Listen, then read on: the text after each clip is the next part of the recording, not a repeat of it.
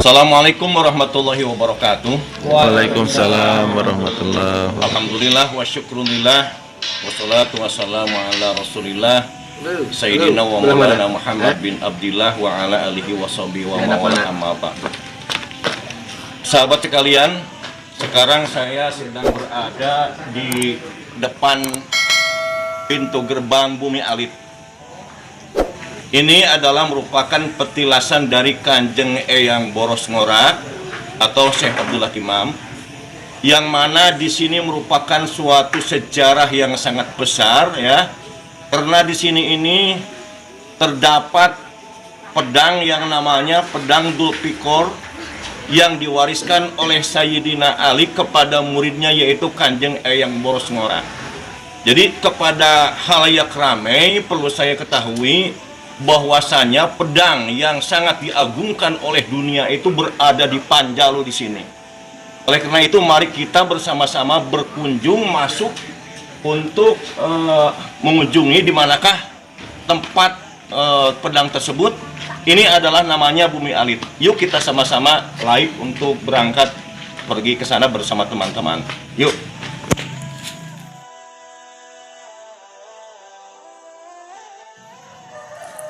Wal tangdurum nafsum ma qadamat lighadin. Perhatikanlah sejarahmu untuk masa depanmu. Sahabat sekalian, saya datang ke tempat seperti ini bukanlah untuk menyembah kuburan atau menyembah benda-benda yang ada di sini. Secara singkat ini sejarahnya sahabat sekalian, bahwa tempat ini adalah merupakan tempat penyimpanan benda pusaka Sayyidina Ali yang diwariskan kepada Kanjeng Eyang Boros Ngora, yang mana pedang Dzulfikar itu adalah pemberian langsung yang diberikan oleh Rasulullah kepada Sayyidina Ali karamallahu wajhah. Dan pedang Rasulullah itulah berada di Pulau Jawa, tepatnya yaitu berada di Panjalu ini. Oleh karena itu sahabat sekalian, dengan datangnya ke tempat seperti ini kita bukan berarti untuk menyembah benda-benda, melainkan untuk menambah mahabbah kita kepada Rasulullah Sallallahu Alaihi Wasallam. Sahabat sekalian, menurut keterangan sejarah, ini sejarah dari luar negeri, bahwa ada seorang profesor ahli sejarah yang bernama Syekh Fadil. Beliau menjelaskan bahwa Kanjeng Eyang Boros Ngora ini sejarahnya sekitar tahun 650 Masehi. Jadi jelas dimungkinkan bahwa beliau sejaman dengan Sayyidina Ali, karena Rasulullah saja tahun 632 Masehi. Oleh karena itu kejadian sejarah Kanjeng Eyang Boros Ngora ini diakui oleh dunia sahabat sekalian, bahwa beliau itu sejaman dengan Sayyidina Ali karamallahu wajhah. Karena sebelum Wali Songo jauh sahabat sekalian, Islam telah datang di Pulau Jawa ini. Yuk kita perhatikan penjelasan dari Pak Kuncen, yang mana beliau bernama Kang Au, keturunan dari Kanjeng Eyang Boros Ngora. Saya bisa bertemu dengan langsung ini Kuncen. Kalau saya lihat sosoknya, walaupun saya pernah kenal, ini adalah merupakan tidak jauh ini keturunan dari Kanjeng Eyang sendiri di sini. Sedikit saya mau tanya, dan supaya ini halayak ramai mengetahui tentang sejarah di sini ya. Sebenarnya siapa Kanjeng Eyang Boros Ngora itu? Baik, alhamdulillah, selamat datang di Bumi Alit. Bumi Alit merupakan suatu tempat penyimpanan benda pusaka, yaitu pedang Dzulfikar Ya. yang dibawa oleh Sang Hyang Boros Ngora Syekh Abdul Iman, cedera mata dari Sayyidina Ali. Dalam sejarahnya, jadi begini ya, Panjalu merupakan sebuah kerajaan, tapi sebelum kerajaan Panjalu diawali dari babatnya babat kebataraan antara Gunung Sawal, Gunung Bitung gitu ya. Ya. Mungkin agak panjang nih cerita saya nih, nggak apa-apa ya? Ya, boleh, boleh. Gunung Sawal, Sang Hyang Krisna Jati, Anta Putih, turun ke Rimun Putih, turun Marangga Sakti, turun ke Batara Layah, turun ke Rangga Gumilang. Gunung Bitung, Sang Hyang Tunggal, Ratu Galuh, Nyakrawati Nusa Jawa, turun ke Babar Buana, turun ke Ratu Gauring Sajagat, turun ke Cipta Permana Dewa, dan Cipta Permana di Kusuma. Kalau Cipta Permana di Kusuma, beliau dari Gunung Bitung berangkat ke Gunung Padang Cikoneng, dan beliau mendirikan sebuah padepokan di Gunung Padang Cikoneng, dan beliau mendirikan sebuah kerajaan yaitu Karangpamulian, itu Galuh.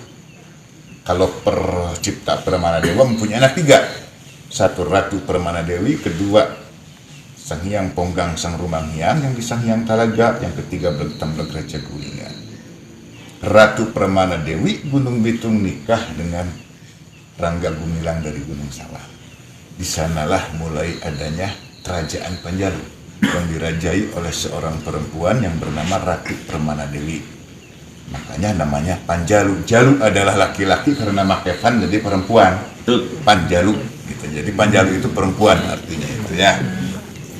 Ratu Permana Dewi di sana beliau mempunyai ageman kerahayuan keselamatan, sudah mengenal Yang Maha Esa, tapi kan Yang Maha Esa karena Islam belum masuk gitu ya. Maka di sana udah masuk ke zaman Wiwitan, dari zaman kebataraan, zaman Wiwitan. Tapi ilmu kesucian sudah dikaji pada saat itu. Sudah. Oh, betul. Dari Ratu Permana Dewi, karena Ratu Permana Dewi kan mempunyai agamanya karahayuan, mangan karena halal, pakai karena suci, ucap lampah sebenarnya. Nah, gitu ya. Gitu. Dari sana Ratu Permana Dewi diturunkan kerajaan itu kepada anaknya, yaitu Lembu Sampulur Panjaluhur, yang makomnya patilasanya ada di Gunung Tilu. Menurut sejarah Panjalu, namanya juga sejarah Panjalu, di tempat dengan tempat lain kadang-kadang sejarah itu berbeda. Ya, menurut sejarah Panjalu, Lembu Sampulur Panjaluhur yang ada di Gunung Tilu itu adalah yang mempunyai gelar pertama Siliwangi. Jadi Siliwangi pertama ya. Siliwangi itu nama gelar, bukan nama orang. Betul. Ya, Siliwangi. Lembu Sampulur Panjaluhur mempunyai anak yang meneruskan kerajaan, yaitu Prabu Cakradewa. Prabu Cakradewa mungkin ya kalau di Gunung Galunggung katanya itu bisa disebut Kuncung Putih. Kalau di arah Bogor beliau bisa disebut juga beliau itu adalah Munding Wangi, ya walau malam gitu ya. Karena itu kan batin masing-masing, karena ini juga sejarah itu datang dari mana-mana. Prabu Cakradewa mempunyai anak 6. Yang pertama Lembu Sampulur II, yang sekarang patilasan di Gunung Tampomas Sumedang. Yang kedua Prabu Sang Hyang Boros Ngora. Yang ketiga Panji Barani. Yang keempat Ratu Mamprang Kancana Artaswayang. Yang kelima Ratu Punut Agung. Yang keenam Ratu Anggarunting atau Ratu Kidul yang ada di Gunung Salak Bogor. Patilasannya. Ya, Prabu Cakradewa kan terkenal dengan arif bijaksana, ilmunya juga wah Luar sampai biasa. beliau tahu sebelum apa yang mau kejadian gitu, dan beliau tahu ada ilmu sejati yang berguna untuk manusia sampai akhir zaman. Maka setelah beliau mempunyai perawangan itu ada ilmu sejati, diperintahkanlah anak nomor 2 yaitu Boros Ngora untuk mencari ilmu itu, karena di antara yang 6 itu yang mumpuhin, yang paling dalam keilmuannya yaitu Prabu Sang Hyang Boros Ngora.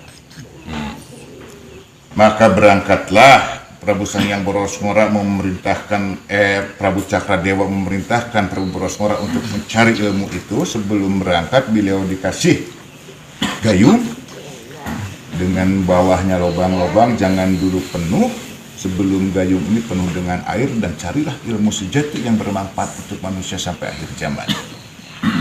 Ya mungkin pada saat itu kalau mencari ilmu sejati ya terus terang aja mungkin adu kesaktian ya. Betul. Sampai beliau tidak ada yang mengalahkan, akhirnya beliau datang di suatu tempat, padang pasir gitu ya, ketemu dengan orang tua. Dan beliau dicoba dengan orang tua itu dengan menancapkan pedang. Mungkin ini nanti sama sejarahnya dengan Siren Santang, tapi nanti juga saya ceritakan ya. Sampai beliau sampai ilmu yang terakhir juga tidak bisa mencabut pedang itu. Setelah dicoba, maka beliau bersujud di hadapan orang tua itu, minta ampun, dan beliau tidak sanggup. Maka dengan orang tua itu dicabutlah dengan Bismillahirrahmanirrahim. Setelah itu beliau dibawa ke tempat orang tua itu, ternyata beliau adalah Baginda Ali. Oh, jadi Sayyidina Ali. Sayyidina Ali radhiyallahu anhu. Masya. Ya. Nah, setelah itu beliau masuk Islam dan belajar Islam langsung dari Sayyidina Ali. Soalnya ini juga nanti saya jelaskan juga ada dari Turki, Syekh Fadil Al-Jailani datang ke sini, dia menemukan kitab nanti. Ya. Ya. Ya, setelah beliau bertahun-tahun belajar Islam, nggak tahu berapa tahun lamanya, setelah cukup, merasa cukup, beliau pamit mau pulang ke Nusantara. Sebelum pulang, beliau tidak lupa mengambil air itu ya. Dengan bantuan dari Sayyidina Ali, dengan ijabahnya Allah, alhamdulillah gayung itu penuh dengan air jam-jam. 3 pisau pendek yaitu cis. Ya. Dan beliau pulanglah ke Panjalu menghadap ayahandanya. Waktu itu ayahandanya sudah tidak menjadi raja, sudah jadi pertapa di Cipanjalu. Kerajaan sudah dipegang oleh Lembu Sampulur II. Kakaknya berarti ya. Kakaknya. Nah, setelah beliau menghadap ayahandanya, diperintahkan oleh ayahandanya pertama adalah bendung yang namanya Legok Jambu. Setelah dibendung, campurkan air itu. Maka dibendunglah Legok Jambu di sebelah timurnya itu, yaitu Ranjeng kalau sekarang. Setelah dibendung, ada airnya, dicampurkan air jam-jam itu yang sekarang jadi Danau Panjalu. Ya itu, jadi danau, bukan kata orang-orang itu air jam-jam, ya bukan, itu dulunya dibendung dulu, cuma dicampurkan, sudah ada air gitu. Udah ada airnya. Sudah ada airnya gitu ya. Ya. Setelah beliau mendirikan, setelah dia membuat situ Panjalu, kebetulan di tengahnya ada pulaunya, yaitu dulunya itu namanya itu Pasir Jambu yang sekarang disebutnya Nusa Larang. Ya, dan beliau oleh ayahandanya diangkat menjadi raja menggantikan kakaknya. Kakaknya oleh ayahandanya disuruh memegang kawasan di daerah Sumedang Gunung Tampomas. Yang sekarang petilasan di bawah Gunung Tampomas itu ada Lembu Sampulur II. Gitu ya. Itu. Dan setelah beliau menjadi raja, kerajaan dipindahkan dari Dayeuhluhur ke Tengah Danau. Tengah Danau. Beliau tidak lama menjadi raja, diserahkan kepada anak-anaknya. Kebetulan di Panjalu anaknya yang disebut itu cuma 2, yaitu Haryang Kuning dengan Haryang Kancana. Haryang Kuning mungkin yang makomnya di sebelah selatan ini Kapunduhan, yang Haryang Kancana makomnya di Tengah Danau itu. Ya. Setelah beliau menyerahkan kerajaan, beliau kemana? Beliau banyak syiar agama. Dari setempat ke tempat lain, sampai seluruh Indonesia.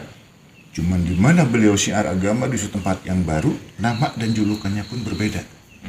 Pertama beliau berangkat ke daerah Garut, di Godog, beliau nama beliau siapa ya? Kian Santang itu kata Sunan Suci Rohmat.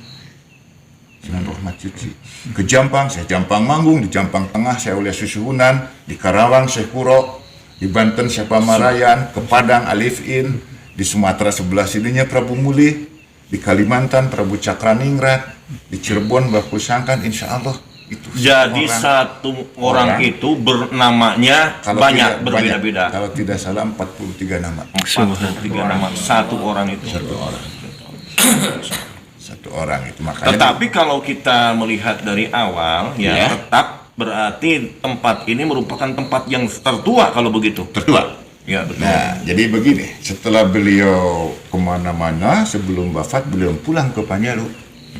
Dan beramanat kepada anak cucunya, siapa saja besok lusa mau jaroh ke tempat kaula, tidak perlu mencari makam, tapi cukup mencari cirinya ini pedang. Jadi makamnya itu karena banyak mungkin ya. Karena petilasannya banyak, namanya bermacam-macam, maka setelah beliau wafat, makamnya dirahasiakan. Dirahasiakan. Tapi insya Allah sih ada di seputaran Panjalu. Oh iya. Insya Allah ada di seputaran Jadi Panjalu. cukup hanya berziarah ke petilasan beliau. Petilasan beliau. Yang mana di sini ini tersimpan pedangnya Sayyidina Ali, Sayyidina Ali. yang bernama Dulpikor ya. Iya, Betul. itu, ya. Ya alhamdulillah. Ini mungkin penjelasannya terlalu panjang karena ininya sebenarnya masih banyak yang harus ditanyakan. Ini kalau ceritakan kayaknya satu malam pun tidak akan selesai. Saya sama Sultan Solo aja dari jam 8 malam sampai jam 3 subuh kok. Ya, insya Allah nanti disambung lagi dalam waktu yang lain ya. Gitu. Dan kita bersama-sama, saya mohon izin kepada Pak Kuncen, ini orangnya maaf ya gitu. Orangnya kaya preman ya. Kaya preman. Tapi jangan melihat luarnya, ini hatinya ya gitu. Beliau adalah cucu dari Kanjeng Eyang Boros Ngora, ini asli ya, yang menceritakan gitu. Begitu aja ya. Ya, silakan nanti di dalam. Assalamualaikum warahmatullahi wabarakatuh. Waalaikumsalam. Sahabat sekalian, kita sekarang akan memasuki ruangan tempat penyimpanan pedang Dzulfikar milik Rasulullah yang berada di bumi alit ini. Ini kita masuk kepada pintu yang kedua ini. Pintu yang kedua sudah dikunci dan sekarang sudah dibuka oleh kuncennya. Dan kita akan memasuki pintu yang ketiga. Ini pintu yang ketiga pun sahabat sekalian dilapis lagi menjadi dua, yaitu menggunakan besi yang sangat kuat. Karena ini benda yang sangat berharga, jadi sudah jadi incaran orang-orang ya, karena ini sangat mahal sekali. Nah, ini satu pintunya pun kuncinya ada berapa, ini sangat banyak sekali. Maaf sahabat sekalian, memang di sini mungkin aturannya seperti ini, jadi sengaja tidak terlalu terang untuk melihat tempat benda pusaka tersebut. Yuk kita perhatikan, ini sedang membaca salam dulu sahabat sekalian. Hormat kita kepada Kanjeng Eyang Boros Ngora, karena memang tadi dijelaskan bahwa Kanjeng Eyang Boros Ngora itu makamnya entah di mana, tapi cukup kalau datang yaitu kepada petilasannya saja di sini.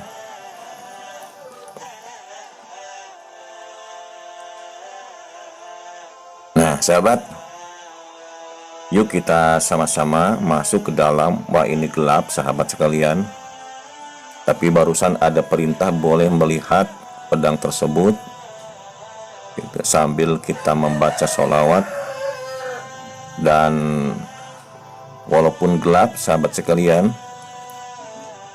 ini justru lambang kepada kita, lambang bahwa kita di alam barzakh seperti inilah sahabat sekalian. Tapi kalau kita punya kebaikan, maka nanti ada penerang. Nah itu kelihatan ada titik sahabat sekalian tuh. Ada titik yang mana bolongan tersebut adalah masing-masing para peziarah yang mau melihat pedang hanya dengan melihat bolongan dari pintu tersebut. Yuk kita perhatikan. Ini karena antri seorang-seorang untuk melihat tersebut sahabat sekalian, sambil kita membaca sholawat supaya kita bisa mahabbah kepada Rasulullah Shallallahu Alaihi Wasallam. Nah itu, walaupun memang sudah ada lubangnya lagi, berarti ini pintu yang keempat sekalian. Ini sudah pintu yang keempat, dan nanti di lemarinya juga itu ada lagi apanya, ada lagi kuncinya. Nah itu yang berlapis emas itu sahabat sekalian, itu adalah bungkus daripada pedang Dzulfikar tersebut. Kita masuk melihat pedang sahabat sekalian, tidak ada bedanya ketika kita datang ke Mekah melihat petilasannya Rasulullah saja merinding kepada kita, sehingga tambah-tambah mahabbah kita kepada Rasulullah dan mahabbah kita kepada Allah. Dan melihat pedangnya Rasulullah di saat ini sahabat sekalian, semoga menjadi wasilah semakin tambah cinta kepada Rasulullah dan semakin mendekat kepada Allah. Sahabat sekalian, tim Jejak Leluhur, rupanya penjelasannya sampai di sini dahulu, dan kita lanjutkan pada part yang lain. Saya sebagai pemandu Abu Zamzam berserta kawan-kawan mengucapkan terima kasih banyak kepada semuanya, dan mohon kepada para pecinta channel ini, silakan bagi Anda yang mau bertanya dan berkomentar, tinggal pasang saja di bawah. Dan jangan lupa like, subscribe, dan komen, juga share untuk video ini. Terima kasih atas segala perhatian, mohon maaf atas segala kesalahan. Billahi taufiq wal hidayah. Wassalamualaikum warahmatullahi wabarakatuh.